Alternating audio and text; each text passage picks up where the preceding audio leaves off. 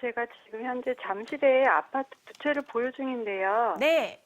그 반포 쪽으로 갈아타기 네. 고민 중인데요. 그거를 상담 드리려고 전화드렸어요. 네, 전화 잘 주셨고요. 잠실의 아파트 두 채 어디일까요? 이름 알 수 있을까요?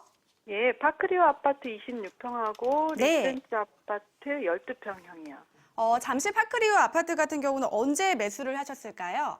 네, 2013년이요. 6cm는요?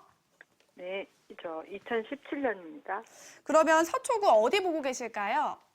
예, 제가 반포 힐스테이트에 네.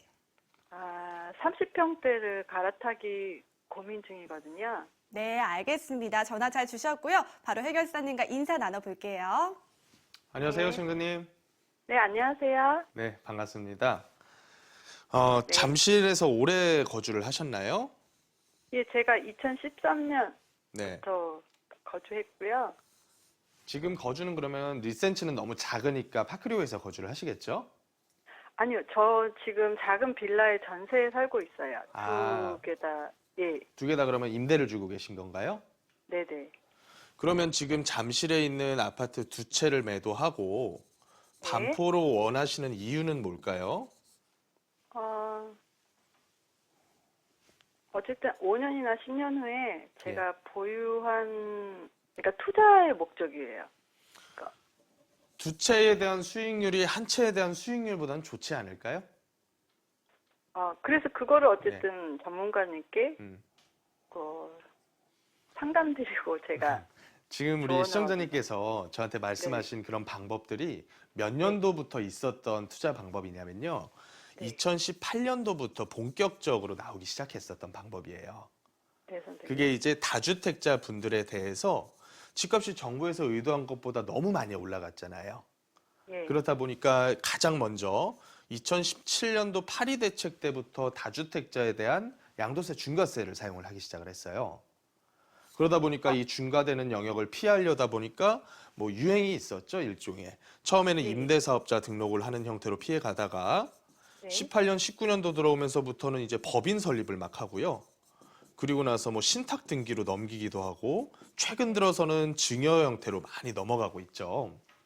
그래서 이런 식으로 해서 목적은 뭐냐면 본인 명의로 되어 있는 1주택으로서 비싼 물건을 끌고 가면서 그 물건에 대한 양도세, 비과세 혜택까지 받으면 지금 같은 이제 규제가 많은 상황에서도 가격만 올라주면 그게 다 내 돈이 되니까 혜택이 네. 좀 많지 않을까 이런 생각을 하셨어요.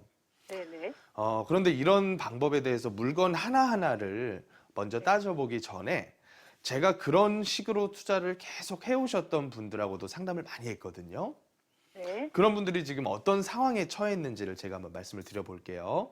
네. 그러니까 시청자님처럼 본인께서는 다른 데서 전세 거주하시면서 네네. 투자해 놓은 주택은 언제든 팔 수 있게끔 만들어 놓으신 분들이라면 모르겠는데 예, 예. 대부분의 우리 국민들은 살고 있는 그 주택 하나를 보통 한 번 사면 몇 년 사나요? 거주 기간이. 글쎄, 한 10년? 보통 그렇죠. 5년, 10년 오랫동안 살아가시잖아요. 예, 근데 예. 그런 분들께서 살다 보니까 그냥 집값이 오른 거예요. 네, 맞습니다. 내가 뭐 네, 대단한 투기의 목적이 있어서 그 집을 산 것도 아니고 심지어 이제 다주택자 분들도 그런 말씀을 하신단 말이에요.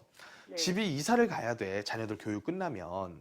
근데 그 이사 갔을 때 집값이 더 비싸질 수도 있으니까 나중에 거주할 물건을 그냥 미리 조금 먼저 사놓는다. 라고 얘기하시는데 그분들도 다 같이 다주택자에 걸려버리는 거죠. 네, 네, 맞습니다. 그래서 제가 지금 말씀드리고자 하는 게 뭐냐면 비율을 한번 보시자는 얘기예요. 예. 먼저 우리나라에 있는 이 시장 속에 있는 분들이 총 세 부류예요. 네. 가장 먼저는 무주택자 분들이 계시겠죠? 예.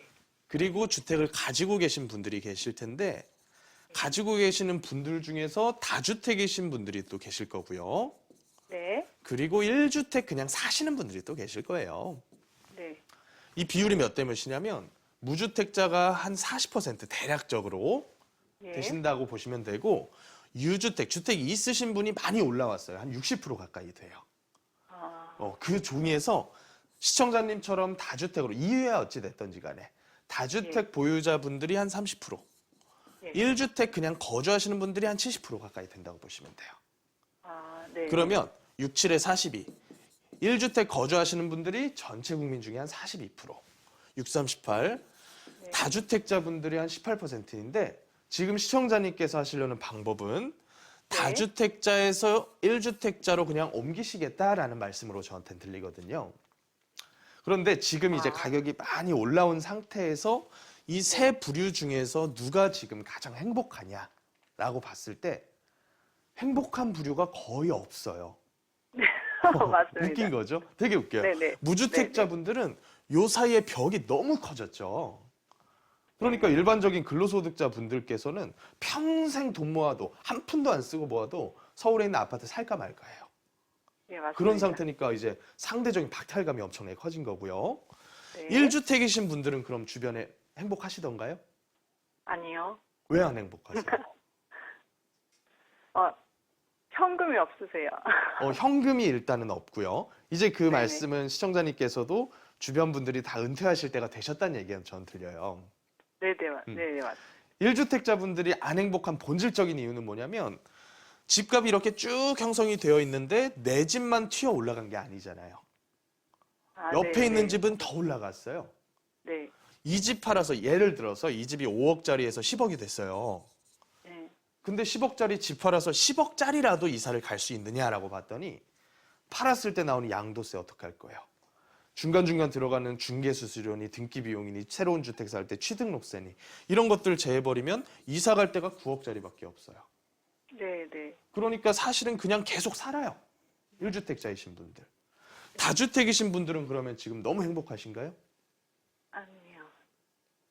제가 이 얘기를 쭉 드린 이유가 뭐냐면 네. 어떤 방향으로 투자를 하시든지 간에 투자라고 하는 거에 대한 본질은 뭐냐면 사고 나서 가격이 얼마 올랐느냐 보다는 이 투자를 통해서 내 손에 줄 수 있는 이익이 얼마나 늘어났느냐. 예. 그런 관점에서 보실 필요가 있고요. 네. 대체적으로 이제 시청자님께서 가시고자 하는 1주택자로서 그냥 오래 사시는 분들. 이분들의 특징은 뭐냐면 집값은 올랐는데 쓸 수 있는 돈은 늘어나지가 않아요. 네. 팔지 않고서는 그건 내 돈이 아니에요. 그냥 네. 인터넷 사이트상에 찍혀 있는 그냥 숫자일 뿐이에요. 네. 그러니까 저건 시청자님께 먼저 이 얘기를 드리고 싶은 거예요. 1주택자로 이것저것 팔아서 좋은 거 한 채 샀다고 하더라도 예. 그분들 그냥 거기에 살면서 본인이 쓸 수 있는 돈은 한 푼도 늘어나지 않는다. 그게 세월이 지나서 시청자님이 예를 들어서 지금 한 50대라고 쳐볼게요. 네. 세월이 지나서 시청자님이 한 60대 넘어서 60대 중후반대까지 되셨어요. 네. 그때 됐더니 좋은 아파트를 사놔서 가격이 많이 올랐어. 예. 그러면 그 오른 가격에 팔고 그 동네 떠날 수 있을 거예요? 제가 떠나기 싫어서. 네. 제가 상담해드렸었던 한 1000명이 있다고 하면 네. 60 넘어가신 990명은 그거 못 파시는 분들이 거의 대부분이에요. 네. 그 지역에 5년, 10년 살다 보면 동네랑 그 아파트랑 한 몸이 된다고요. 네. 그래서 여기를 떠나서 내가 갈 수 있는 데를 찾아보니까 여기보다 한 등급 떨어지는 데밖에 갈 데가 없는 거예요. 그러면 그분의 집값은 계속 올라도 같이 세금도 올라갈 거고요. 소득이 네, 끊긴 네. 상태에서는 쓸 수 있는 돈은 점점 줄어든다는 얘기예요. 네, 그렇죠. 즉 생활이 가난해져요. 네, 맞아요. 제가 굉장히 이제 길게 말씀을 드렸어요. 예, 예. 쭉 드린 이 말씀의 요지는 뭐냐면 투자를 하셔라. 지금 시청자님께서 하시려는 방법은 투자를 하는 게 아니라 1주택으로 거주 비용을 늘리려는 것밖에 저한테는 안 보인다. 이렇게 저는 봐요. 그러면 가지고 계신 물건 어떻게 해야 될 거냐? 일단 네네. 양도세에 대한 걸 계산을 한번 해보십시오. 아, 두 개 중에 하나를 먼저 파셨을 때 어떤 네. 걸 파는 게 양도세를 줄일 수 있는 건지. 네. 그래서 저 같은 경우라면 하나 정도까지만 정리를 하시는 게 맞지 않을까 싶어요. 남겨놓는 한 채는 뭐가 되는 게 좋냐면 그래도 들어가 살만한 사이즈의 물건을 남겨놓는 게 낫겠죠. 네. 그래야 나중에 2년 거주하고 비과세 받을 수 있으니까.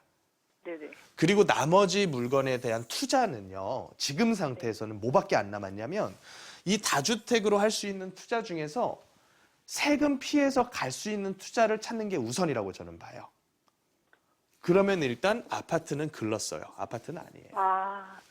네, 알겠습니다. 지금은 아파트 값이 올라도 제가 시뮬레이션을 해보니까요. 2주택자분들 내년 집값이 올해보다 4, 5억이 올라도 양도세 60% 내지 70% 내고 나면 손에 쥐어지는 게 거의 없어요. 늘어나는 수익이. 그러니까 지금은 아파트라는 상품은 임대사업자 등록 자체가 안 됩니다. 아, 네. 지금 할 수 있는 방법, 양도세 중과를 피할 수 있는 방법은 첫 번째로 일시적 1가구 2주택. 네. 그리고 하나는 임대사업자인데 최근에 1월 6일에 나온 세법 개정안에 사업자 낸 물건이 별도로 있고 내가 거주하는 집 한 채가 있을 경우에 이 거주하는 집 한 채에 대한 비과세 혜택이 옛날에 있었다가 작년 7월 달 없어졌다가 올해 또 생겼어요. 아, 그러니까 얘를 활용하는 방법을 조금은 탐색해 보시는 게 좋지 않을까. 플러스 이번에 발표된 2월 4일 공급 대책도 같이 살펴보시면서 최근에 계속 인구 문제 얘기 나오는 것들도 살펴보시면서 장기적인 한 10년 방향성을 찾아야 될 것 같아요. 아, 예, 알겠습니다. 네, 제가 쭉 말씀드렸으니까 제가 네. 말씀드린 것을 뭐 다시 한번 보세요. 쭉 한번 천천히 보시고 그리고 네. 나서 이제 방향을 한번 잡아 보시는 게 좋을 것 같습니다. 아, 예. 답변이 알겠습니다. 되셨나요? 예, 감사합니다. 여기까지만 정해 드릴게요. 네.